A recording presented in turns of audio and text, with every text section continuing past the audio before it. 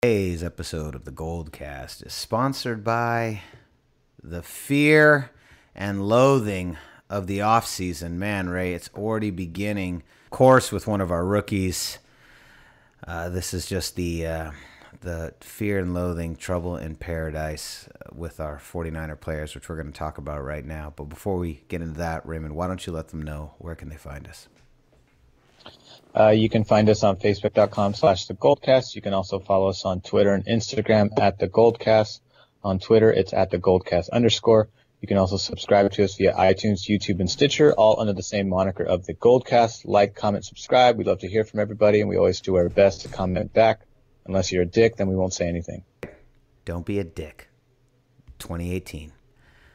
So, Ray, we're about to get into it. We're going to start with Reuben Foster getting arrested, followed by some divisional round madness, and then a little preview, a look ahead to Warriors Cavs 2 tonight. But first, the intro to the GoldCast. Let's get busy.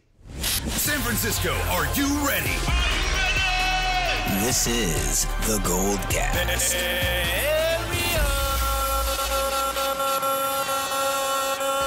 Boom! Welcome to another edition of the GoldCast. We are the voice of the Bay. I'm your host, Rudy Solis III, and with me is my brother, my co-host, Ray Solis the first, baby. Boom! So, Raymond, here we go. Reuben Foster gets arrested for some marijuana charges in Alabama. Am I right about that? Alabama? Yeah, had he been in California, it would have been a non-issue. We wouldn't even have to be talking about it. You know, this is the kind of thing that you usually see right around June and July as players get really, really stir crazy. So to have it happen in January, just weeks after the end of the most successful losing season in 49ers history, it's frustrating. It's frustrating to say the least. I don't really care that he was doing that. Whatever. It's just like, come on, man. You got to know where you are. You got to know your surroundings. And to get caught up like that on the heels of the season is disappointing when, yeah, like you said, could have been in California, it would have been a non-issue. What are your thoughts on that? Well, to be honest, the first thing I thought when I saw the news was I thought about Aldon Smith, because Aldon Smith, I think one of the 5 charges he got busted for was marijuana possession, but he also had possession of a firearm, domestic violence, DUI, running into a house, hitting another car. You think he had 2 or 3 DUIs. So obviously marijuana possession in comparison to all those other charges for Aldon Smith, they pale. So to me, it's like, okay, will it stop here? Or is this the beginning of another Aldon Smith scenario where we have an incredible talent that just can't seem to make good decisions off the field, but makes all the right decisions on the field? So it's kind of a wait and see. It's the first offense. I know they're still gathering information. I'm pretty sure he's going to get a slap on the wrist for this. But who knows? I mean, that was the Balky era was very lenient towards talented players that got in trouble off the field. Whereas John Lynch is like, hey, if you get busted once, you're off the team. But at the same time, Reuben Foster just came off a very good rookie season. He's obviously has a lot of upside that's untapped potential. So there might be a little different case versus some of the veterans who got in trouble recently and John Lynch just gave him the boot. So it's just a wait and see scenario for now. That's what I think anyways. Yeah, definitely. You know, I agree. And I think this is a really good test for John Lynch to see how is John Lynch going to handle this? What is going to be the culture of this new era 49ers with so much potential waiting in front of us? This is a really good test for John Lynch. What do you think? What kind of slap on the wrist should he get? I mean, I don't know if it's warranted like a suspension. What do you think would feel like a justifiable punishment?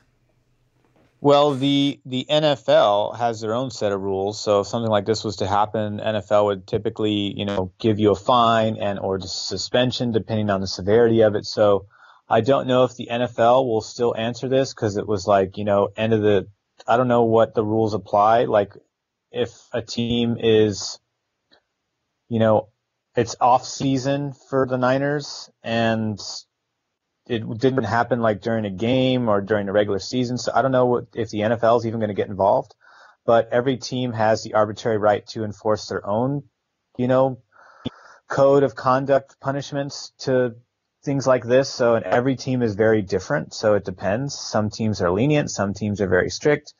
John Lynch has indicated that he doesn't tolerate this kind of behavior. So I think if anything, probably a fine, maybe a 1-game suspension. I would expect something, one of the two or both. I think a fine is pretty good. A fine and then a conversation. Hey, just remember where you are and don't act stupid when you're outside of California. When you're outside of California and the rules are different, you should know you're not from here. So frustrating to say the least, but let's hope it clears up. Before we move on to some divisional stuff, did you see the thing about Jimmy Garoppolo getting paid $56K if the Pats go to the Super Bowl and then another $56 if they win? And he also got paid for them getting to There's a couple players. There's one of our defensive players played 10 games for the Jaguars before he goes cut, and then we picked him up. So he also got a bonus. I think 56 grand just because the Jaguars were in the playoffs yesterday. So, and if they proceed to the Super Bowl, then it's basically Jimmy Garoppolo versus, I forget the player's name. I think his last name is Day or something. But they're basically competing against each other. So if the Patriots go, Jimmy gets 56 grand. If the Jaguars go, then Day gets 56 grand. Those are great rules because Jimmy's like hanging out in Chicago and he just got a random check for $56,000 for being with the Patriots. That's a pretty sweet deal. So, Raymond, let's talk about this, the divisional round. How great was that round? It was insane this weekend. It was crazy. It was I basically only guessed 1 out of the 4 games correctly, since the Jags topped the Steelers, the Vikings topped the Saints at the last minute, and the Eagles edged the Falcons. And the only one that was legitimately on par was the Patriots game. I think we all saw that as a blowout, an easy blowout. Basically, automatic, as another individual said. So, but it was great. I mean, I hope the Jags can take that to the Patriots because I'm sick and tired of seeing Tom Brady in the goddamn Big Show. And the Vikings, up-and-comers. Eagles, up-and-comers. So it's nice to see all these new, younger teams kind of making bids and beating out the old veterans. Matt Ryan's out of it, Drew Brees is out of it, and Ben Roethlisberger's out of it. Those are all veteran players that are now out of it. So, and uprising now are the young talents. Even though Carson Wentz is not playing with the Eagles, the rest of the team is still good enough to give it another shot next week, and we'll see what they can do. I saw people complaining that we didn't have Matt Ryan, Brees, Roethlisberger, and Brady in the Final Four. And I'm like, who the hell cares? It's 2018. I'm excited for the new blood. Case Keenum really proved himself out there. That final pass to Stephon Diggs, one of my favorite fantasy players, by the way. I've had him on my roster for 2 years. Always kills it. Balls out, especially this year. Anyways, Keenum really proved his mettle out there. He got two different drives that generated scores for them in the last minute and a half. You got to give it up against a super red hot New Orleans team that had come all the way back in the second half of the game. And I thought Keenum really proved that he was supposed to be out there, and Bortles showed up. Let's talk about that Pittsburgh collapse. Is this once again coaching? I feel this once again comes down to Tomlin. Well, Tomlin's part to blame. He's not the sole reason to blame. I understand he's a head coach, so I mean he gets the highest percentage, the biggest piece of the pie in terms of blame. But the defensive coordinator couldn't stop the Jags. The Jags only punted once, I think, yesterday. So other than that, every single drive they put up points on the board against a team that, how many times did we stop the Jags? We stopped the Jags, quite a bit. I mean, they got some garbage time points, but we still put 44 up on them. Not even the Steelers could do that. So, and we kept the lead. They were playing from behind the whole time, which is something that the Pittsburgh didn't do. Jags got out to an early lead. And if you do that, Blake Bortles is more prone to succeed than fail if he has a lead. If they were to do the reverse and it was like 35-14 against the Jags, and I think Bortles would have struggled because he just gets antsy, gets anxietal, but the big difference in this game was the turnovers, the 2 turnovers early, the fumble and the interception ended up being the main primary difference in this game because that swung enough points in favor of the Jags to edge the Steelers because it's only a 3-point difference at the end of the day. And so if you take away that fumble return for a touchdown, then this is the Steelers game. So just one of those turnovers. So I would blame Roethlisberger a little bit. I would also blame game planning because the defense never showed up. They never got a stop when they needed to. So whoever the defensive coordinator is, I think you put some big blame on him because this is a unit that collectively played pretty well throughout the entire regular season. They were top 10. So the fact that they showed up in a game where they needed to show up and did not execute, then I think I would talk to the defensive coordinator because I was like, where's your second half adjustments? Whatever adjustments he attempted to make in the second half did not do it, and yielded more points, almost double. What do you think about the Jags defense allowing them to come back so greatly? I think that's indicative of the fact that Pittsburgh has a terrific offense and a Hall of Fame quarterback. They have Le'Veon Bell, who can catch out of the backfield. He's also a terrific runner. Antonio Brown, despite being 5'10", is still the best receiver in the NFL. So you have a three-headed monster, and then Ben Roethlisberger, the Hall of Fame quarterback, who can facilitate and throw it. I mean, fourth down seemed to be the money down for Pittsburgh. Anytime it was fourth and long, Ben would just take it on his shoulders and make an incredible throw. So when they needed to make plays, they did because they have a great offense, they have a good offensive coordinator, and they have a lot of great weapons on that side of the ball, including on the offensive line. They have a Pro Bowl lineman there. So a lot of weapons there. I think that's what it came down to. So, but the Jags will have to tighten things up against the Patriots for obvious reasons because that offense is just as potent, if not more so, than Steelers. So they're going to have to put a lot more pressure on Brady. They're going to have to play tighter man. And, because Brady distributes the ball a lot better than Ben Roethlisberger does. And so they're going to have to be on their P's and Q's because AJ Bouye, he didn't give up a touchdown all season and he gave up a couple yesterday. So got to shore all that up before you go to New England. How do you feel about the Jags' chances against the New England Patriots? I feel like if of all the defenses that were in the AFC post, this one defense is best designed to have a shot at knocking them off before they get to the Super Bowl. What do you think about that? They got a shot, but they got to do exactly what they did this game. Only they've got to keep New England out of the end zone more so than they did against Pittsburgh, which is going to be a tall task for any defense, regardless of how good they are. So I don't know if it's going to result in the Jags winning. I kind of give the edge to New England, but knowing that I can't stand that team, I'm just going to bet against the Jags or bet for the Jags anyways and say they pull out the win.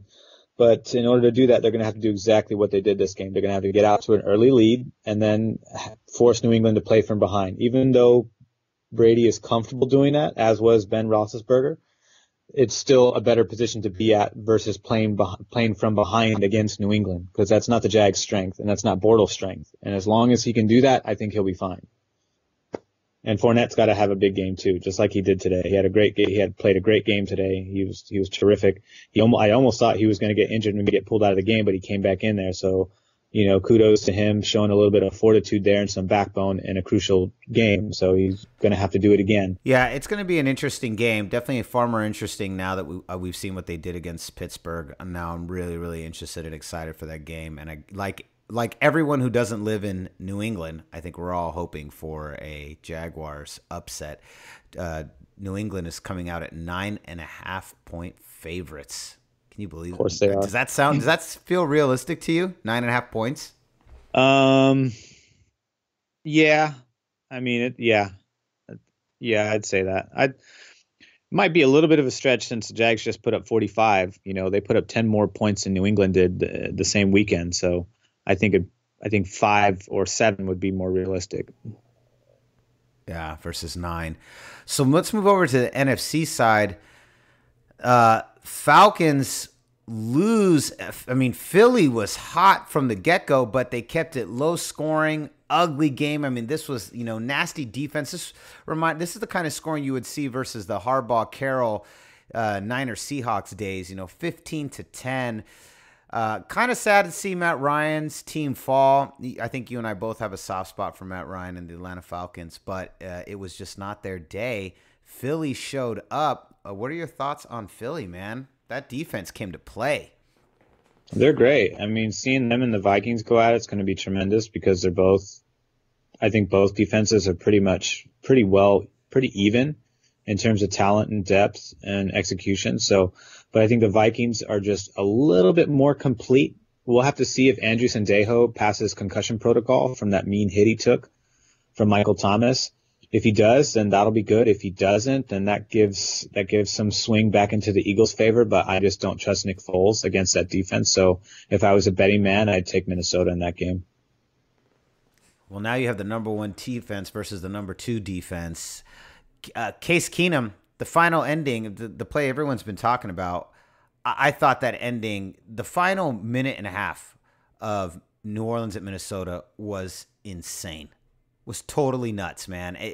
It looked like, I thought, obviously Keenum and the Vikings drive down. They kick that big field goal. Still too much time left on the clock. You still got over a minute left. New Orleans gets the ball. They drive down and score. Then we're down to like 25 seconds left. I'm sitting there thinking, there's no way. I'm sitting with my wife, and we're looking, and it gets down to about 10 seconds, 3rd and 10, and I'm like, this is over. This is totally over. What a bummer, but happy for New Orleans. That's a big one. And she's like, it's over? I'm like, oh yeah, this is pretty much done. And then he shoots that pass to Stephon Diggs. New Orleans misses the tackle. He runs it in for the touchdown, and we were like, what? We just like jumped up and started freaking out right in our living room. Like, oh my God, that ending was insane. Our cousin Brian, he sent us a great tweet. ESPN had posted that the last 2 walk-off TDs like that to happen in the last 5 years were both against the Saints. Today was Minnesota. 5 years ago, or actually 2001, I think I'm 6 years ago, 2001 or 2011 was 49ers, the catch 3. Alex Smith to Davis.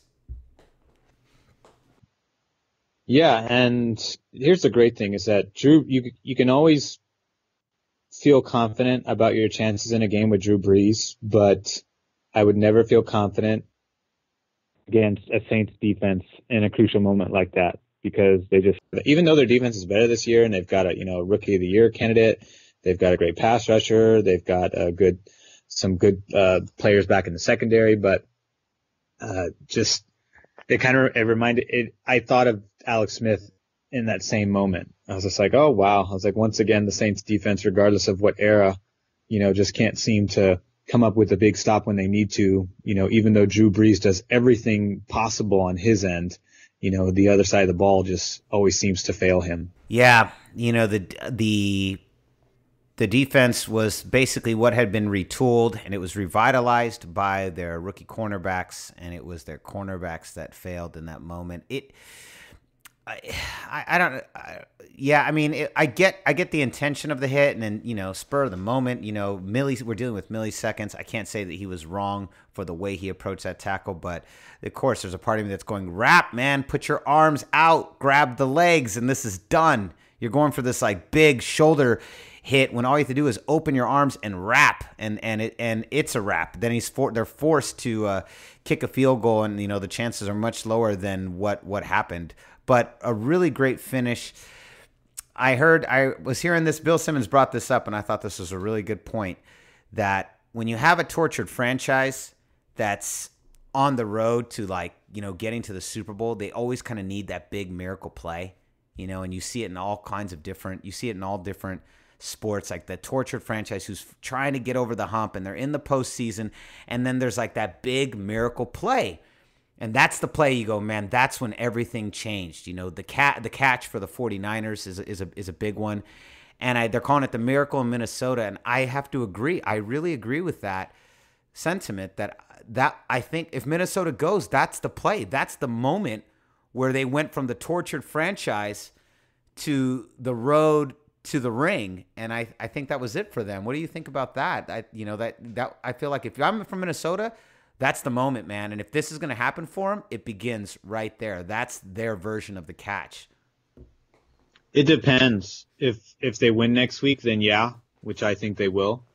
And if that's the case, then sure enough, that'll be the play. The play that kept them alive, the play that that kind of gets drawn up into their team lore, as the Niners have a ton of plays like that, but that'll be their first because I don't think they have a championship. No, they don't. They don't. In fact, right before they kicked that field goal, they went through like all of the frustrating and sad like Minnesota playoff losses, like all of these like super close games in the final moments. I didn't realize how many there'd been, but they went through a bunch. That was There's a lot. I think Dennis Green is one of the more successful coaches in that franchise, who's also comes from the 49er tree. Yeah. Yeah, it was a really, really great big win for Minnesota. I'm happy for them. I'm really happy for Case Keenum and Stephon Diggs. I thought they really pulled it out, and it was a great way to cap off what I thought was a really good divisional weekend. Yeah, it was a fun show. I didn't see any of the games. I was listening on the radio because I was working, but I thought the radio broadcasts were terrific, which ended up being a blessing in disguise because in the brief moment that I saw some footage, I realized Joe Buck was on one of those calls, one of those games. So I was like, oh, God, I need to get off this real quick. I can't stand him. And he was just as vanilla as he always is. He's like, I'd rather watch ice cubes melt than listen to Joe Buck.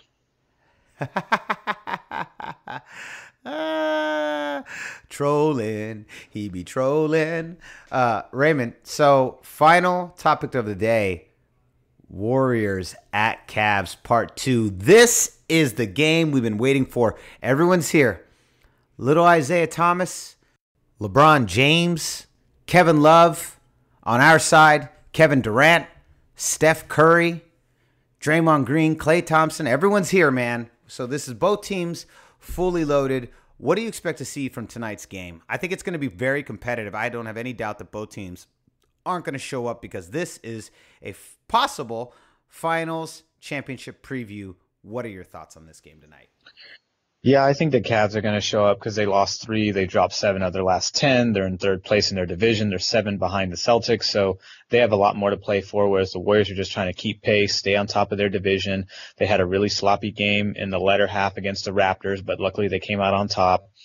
Raptors are a good team too. They're like 29-12 now, but they're a good team. I know they were pretty good a couple years ago. So, it was a fight, and everyone keeps playing the Warriors exactly how they've been playing everybody the last couple years, which is why we've seen a lot of blowouts and double-digit leads kind of dwindle in the latter, in the crunch time minutes of a lot of these games, just because a lot of teams, when the Warriors get ahead, they'll put in their second and third units, and that's one of the reasons why the lead of the cushion begins to dissipate. The other part of it too is that teams are starting to fight the Warriors with their own medicine. It's still not working because the Warriors are 35-9, but that's the reason why they're starting to hang around into games a lot better than they used to the previous 3 years, is because they're starting to adopt the Warriors' philosophy. The problem is these teams are just now, this is the first year where I've actually seen teams catching up and actually trying to implement the Warriors style. But the problem is what they're trying to implement, the Warriors have already mastered. So, and that's reflective in their record. They have the best record in the association. So, and that's because they continue to do what they've always been doing, and they're getting better. So I think defensively, they in terms of statistical data, they're not as efficient as they were in previous years, but they still lead the league in blocks. They get the stops when they need to, and when it comes down to crunch time, there is no better team to bet on than the Warriors. So I think the Cavs are going to put up a good fight tonight, but I'm hoping that the Warriors, within all their strength, they're really kind of step up and play, because I know Curry's going to play, I think Durant's going to play, so that'll be huge. I think Klay will play. So if everyone's at full strength, this will be the matchup that we wanted to get on Christmas Day. So we'll see what happens. The Cavs have a lot more to play for. I don't know if it's going to be enough, though, because they're a liability on the defensive side of the ball, no matter who's in there. So it's funny you say that, because that's exactly the narrative that is finally really starting to take shape. And I have been beating this like a dead horse. All I needed to do was see the trade on paper to tell you that this is exactly what was going to happen. And now you have article after article going, whoa, we're not sure if this really works. It's hard to hide Isaiah Thomas on defense. The team is struggling already. Now they seem to have gotten even worse. These are the same pundits that, when this trade happened, said, man, the Cavs have gotten only stronger. Adding Isaiah Thomas makes this team so much better, blah, blah, blah, blah, blah, blah, blah. And I was like, I don't understand. Are we watching the same sport? Because this is so clear to me just how anemic this already dead defense is going to become now that they've added Isaiah Thomas. And that's exactly what everyone's talking about. The defensive woes of the Cleveland Cavaliers. I don't see how, even if they win tonight's game, let's just say the Cavs decide they're gonna barrel it through and they're gonna make it happen, and the Warriors kind of step off the gas pedal a little bit. I still don't see how this team is gonna be competitive come June.